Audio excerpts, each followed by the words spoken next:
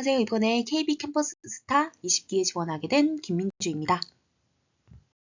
네, 이번에 KB 캠퍼스 스타 지원하려면 포트폴리오를 제출하는 게 좋겠더라고요. 그래서 포트폴리오를 구성을 해봤는데 첫 번째 거는 자기소개 챕터로 구성을 했어요. 그런데 자기소개 챕터만으로는 사실 조금 재미가 없을 것 같아요. 왜냐면 PPT 형식이니까. 그래서 두 번째로 조금 차별화를 두기 위해서 금융상품 챕터도 추가적으로 준비를 해봤으니까 잘 봐주셨으면 좋겠어요. 그러면 한 줄 자기소개 시작해 보도록 하겠습니다. 사실 한 줄이지만 한 줄은 아니에요.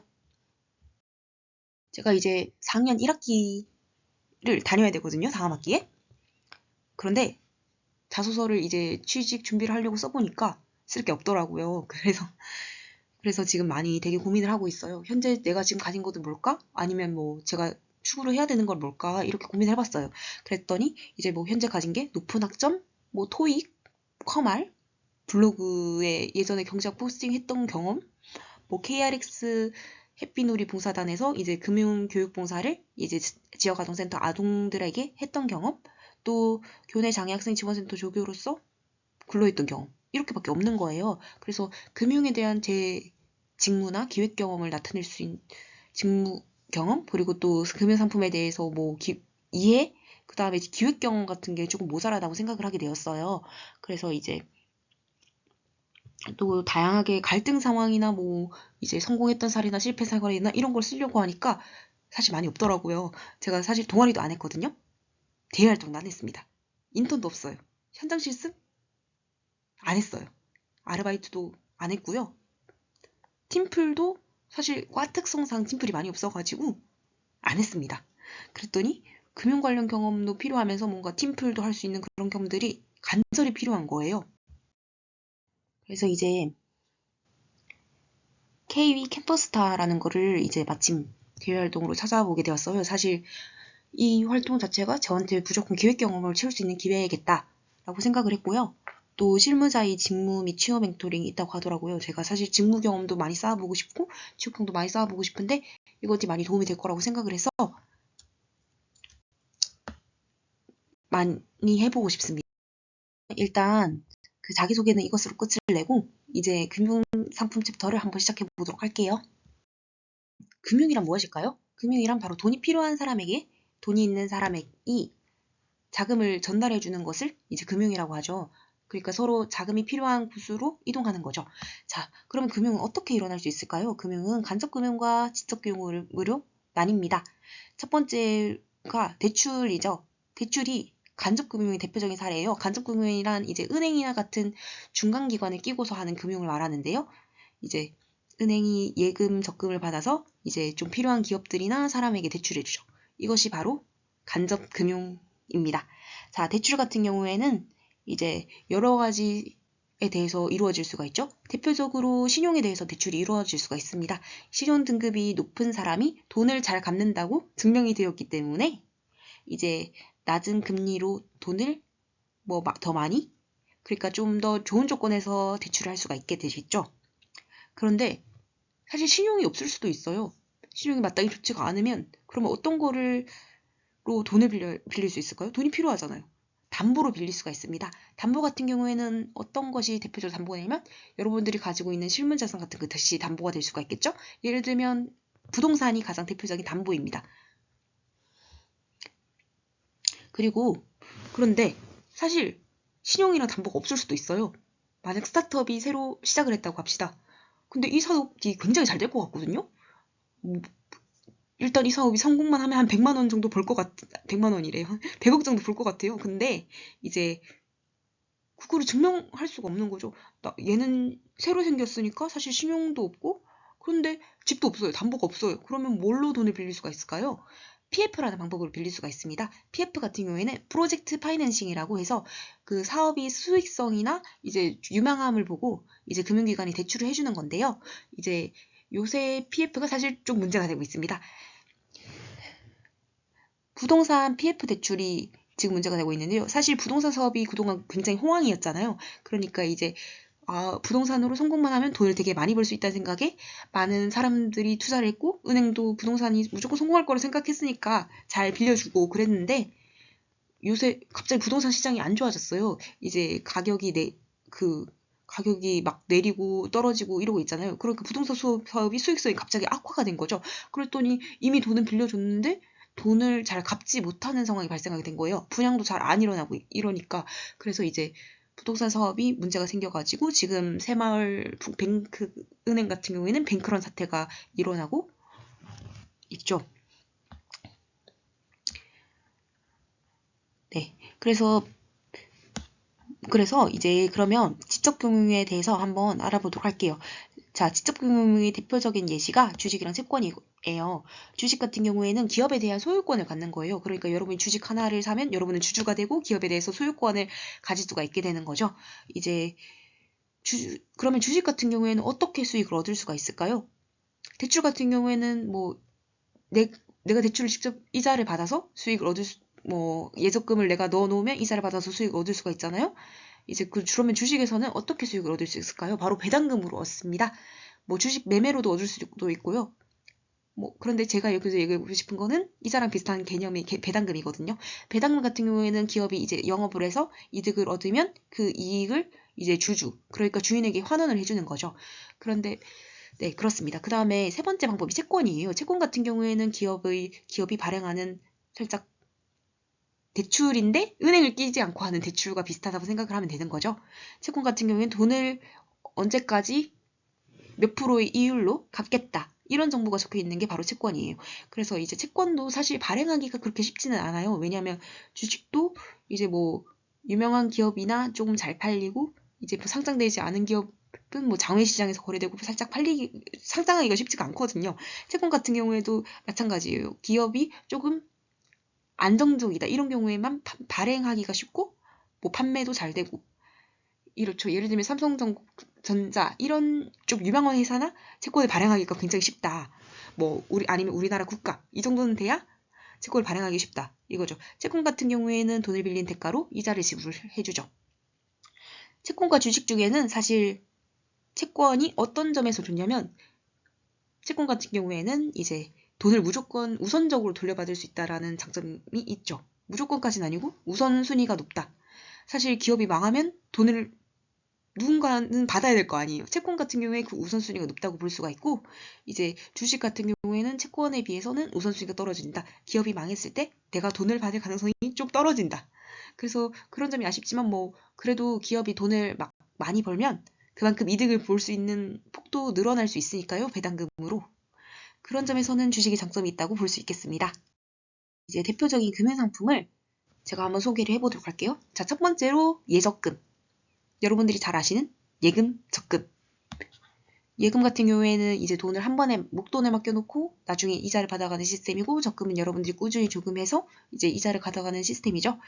그 다음에 보험이 대표적인 금융상품이 있어요. 보험 같은 경우에는 리스크를 이제 서로 분배를 해서 나눠 갖는 그런 상품인 거고 주식 같은 경우에는 아까 설명했다시피 회사의 주인이 된다. 그리고 채권 같은 경우에는 돈을 빌려주고 그거를 받을 수 있는 권리가 있고요. 펀드 같은 경우에는 이제 그겁니다.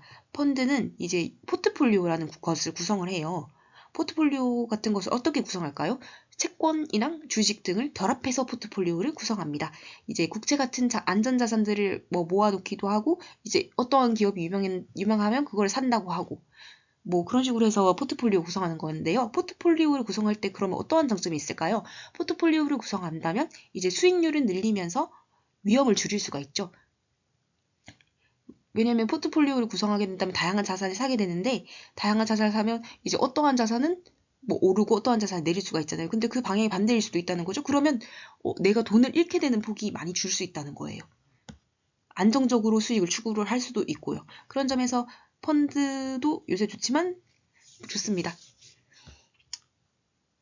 사실 요새 추가적으로 설명하고 싶은 게 있는데 주식 가격이 이제 코리아 디스카운트라고 여러분 들어보셨나요? 코리아 디스카운트라고 주식 가격이 한국의 주식 가격이 외국의 주식 가격에 비해서 제대로 평가받지 못하고 있다. 그 가치를 충분히 반영하지 못하고 있다.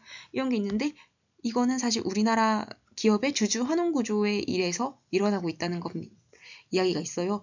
이제 배당금이 이제 소액주주들한테 정상적으로 돌아가지 않기 때문에 코리아 디스카운트가 발생한다라는 의견이 최근에 나오고 있다고 합니다.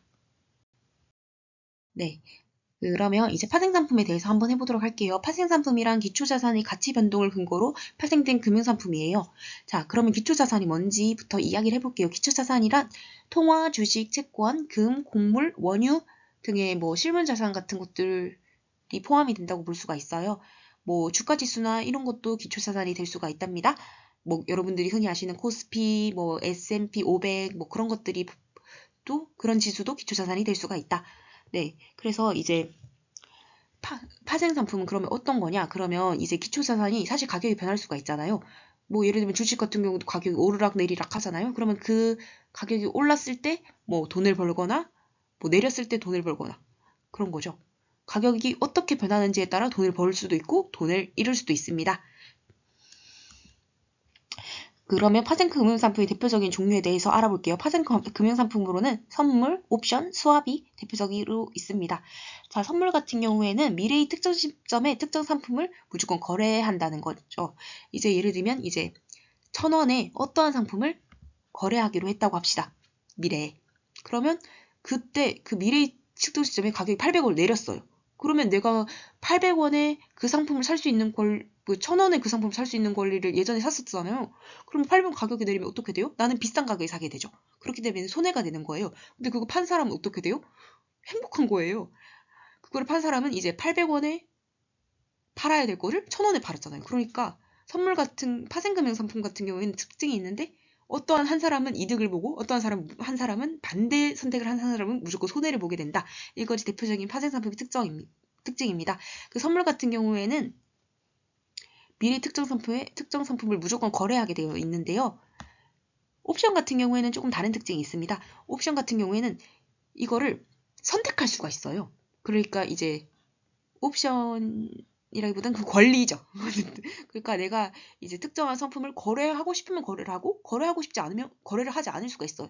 예를 들면 이제 1,000원에서 800원으로 가격이 떨어졌어요. 그럼 나는 1,000원에 살 수 있는 권리가 있는 거잖아요.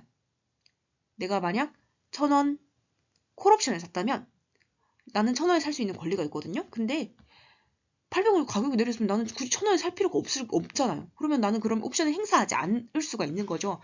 근데 그러면 이제 옵션을 행사하는 게 손해니까 행사하지 않는 거죠. 그런데 내가 만약 뭐 풋옵션이 있다고 합시다. 풋옵션이 있다고 하면 이제 그렇거든요. 내가 1,000원에 어떠한 상품을 팔 수 있는 권리를 샀어요. 그런데 800원으로 가격이 떨어졌습니다. 그러면 나는 1,000원에 판다면 내가 1,000원에 판다면 어떻게 될까요? 이득인 거예요. 나는 800원에 팔아야 될 것을 1,000원에 팔았기 때문에.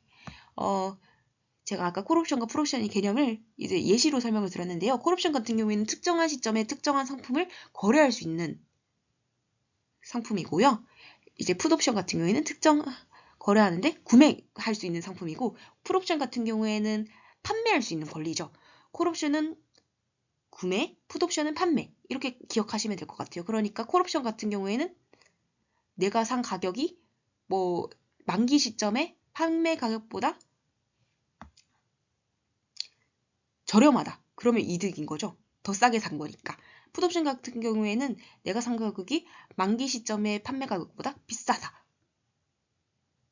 내가 팔 가격이 이제 조금 더 비싸면 그게 좋은 겁니다. 네. 옵션 같은 경우에는 그러면 내가 거래를 행사할 수 있는 옵션인 거잖아요. 사실 그러면 옵션이 저렴하면 나는 이득이 아닐까?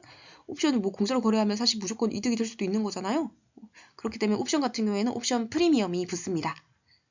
옵션 프리미엄은 옵션 그 자체의 가격이에요. 그래서 이제 내가 행사를 했을 때 이득을 얻을 수 있고 손해를 볼 수도 있지만 살짝 그거죠. 옵션 같은 경우에는 보통 안전해지기 위해서 구매하는 경우가 많아요. 그러니까 내가 미래 가격이 내리면 어떡하지? 싶어서 미래에 비싸게 팔고 싶으니까 나는 풋옵션을 구매하는 거거든요. 그런 경우에 그래서 옵션 구매자한테 일정 옵션을 판매하는 사람한테도 일정 부분 돌아가야 되는 게 있을 거 아니에요. 그래서 이제 옵션 프리미엄이 붙는다고 생각하시면 될 것 같아요. 자, 수업 같은 경우에는 미래의 특정 시점에 대해서 이자율 또는 화폐를 등을 교환하는 거예요. 화폐 같은 경우에는 이제 환율을 기점으로 하고 있다고 볼 수 있겠죠. 자, 그러면 제가 이자율 거래부터 설명을 드릴게요. 변동 이자율과 고정 이자율이 있다고 합시다. 그러면 나는 뭘 하는 게 좋을까요? 상황에 따라 다르죠. 상황에 따라 다릅니다. 이제 내가 변동 이자율로 갚아야 되는 채권이 있어요. 내가 이자율이 바뀌면 내가 얼마를 갚아야 될지 모르겠는 거예요. 그러면 나는 위험하잖아요. 내가 근데 만약에 고정 이자율로 받을 수 있는 채권이 있어요. 그러면 나는 위험에 대비를 할 수가 없단 말이에요. 나는 고정적으로 주어진 돈만 받는데 나는 변동적으로 돈을 내야 되는 거잖아요. 그러면 좀 어렵죠. 그러면 옆에 친구를 보니까 나랑 반대의 상황인 거예요. 옆에 은행 친구가 나랑 반대예요. 걔는 고정적으로 돈을 내야 되는데 들어오는 돈이 들쑥날쑥한 거예요. 그러면 우리 서로 바꾸자. 이렇게 해서 바꾸는 게 바로 스왑이라고 볼 수 있습니다. 그러면 나는 변하는 변하는 이자율에 대해서 변하는 돈을 받으면서 해결할 수 있는 거고, 저 친구는 고정된 돈을 지출해야 되는데 고정된 돈을 받으니까 그거를 해결할 수가 있는 거죠. 이러한 점이 바로 스왑의 장점이라고 볼 수 있습니다. 이제 이것이 이 발표의 마지막이 될 건데요. ELS입니다. 최근 파생금융상품 중에서 가장 논란이 많고 시끄러운 상품을 뽑자면 ELS가 그 예시가 될 것 같아요. 홍콩 H지수에 근거한 홍콩 H지수가 되게 하락을 많이 했잖아요. 그래서 그 지수에 근거한 ELS 투자자가 현재 손해를 보고 있죠. ELS 같은 경우에는 그럼 뭘까요? ELS는 주가 연계형 금융파생 상품이에요. 그러니까 개별 주식이나 주가 지수에 연동된 증권 수익률이고, 살짝 이게 상황이 좋으면, 그러니까 특정 선을 유지하면 이제 일반 예금보다 높은 이자율을 넣거든요. 일반 예금 이자율이 한 5%다 이러면 6%에서 7% 이렇게 얻을 수가 있는 거죠. 그런데 만약에 특정 선 밑으로 가격이 내려가요. 그러면 오히려 손해를 얻게 될 수가 있는 상품이 바로 이 ELS입니다. 예를 들면 시장 가격이 1,000원이었어요. 그리고 이 1,000원이 상품이 800원으로 내려가면 이제 그때부터 나는 손해를 볼 수 있게 되는 거죠. 예를 들면 시장 가격이 1,000원이고 800원이 하한선이니까 그럼 나는 800원 밑까지 내려가지만 않으면 이자율을 5%, 6% 이렇게 일정하게 계속 받아가고 있었어요. 받아갈 수 있고요. 그런데 가격이 갑자기 800원에서 그 밑인 600원으로 떨어졌어요. 그러면 나는 200원을 그대로 손해보게 되는 겁니다. 그 원금 보장령 같은 경우에는 이제 하한선 원금을 보장을 해줘요. 이제 ELS 같은 경우에는 채권과 이제 주가지수 채권과 아니면 뭐 그런 다른 다양한 상품들이 결합형이라서 원금 보장령 같은 경우에 채권의 비율이 조금 더 높기 때문에, 채권 같은 경우에는 보통 안전하게 돌려받을 수 있는 돈이잖아요. 그렇기 때문에 이제 뭐 원금을 보장받을 수 있다 이런 거고, 원금 비보장령은 채권의 비율을 조금 낮추고 아니면 파생 상품의 비중을 조금 늘리는 거죠. 그렇기 때문에 파생 상품 같은 경우에는 사실 잘 되면 정말 잘 되지만 망하면 쫄딱 망하기 정말 쉽기 때문에 원금 보장형보다 이자율이 조금 높긴 하지만 이제 손해가 발생을 할 수가 있는 거죠. 뭐 보장도 안 해주잖아요. 그러니까 투자 파생 상품 비중이 좀 더 높기 때문에 손해가 더 많이 발생할 수 있는 겁니다. 최근 홍콩 ELS 지수로 인해서 시끄러운데 이거 같은 경우에는 원금 비보상형에 가깝겠죠? 왜냐하면 이제 손해가 발생했기 때문에 50%에서 60%그 정도 가까이 돈을 잃었다고 하는데 빨리 이 H 지수가 회복이 되었으면 좋겠네요. 이렇듯 파생 금융 상품은 이득을 많이 볼 수도 있지만 그만큼 손해를 많이 볼 수도 있기 때문에 조금 위험한 상품인 건 맞습니다. 그래서 주의를 해서 투자할 수 있도록 노력해야 되고, 이제 항상 이제 원금 비보장형 같은 경우에는 손실을 볼 수 있다. 이런 사실을 항상 고지를 해줘야 돼요. 네, 지금까지 발표 들어주셔서 감사합니다. 생각보다 발표가 길어졌네요.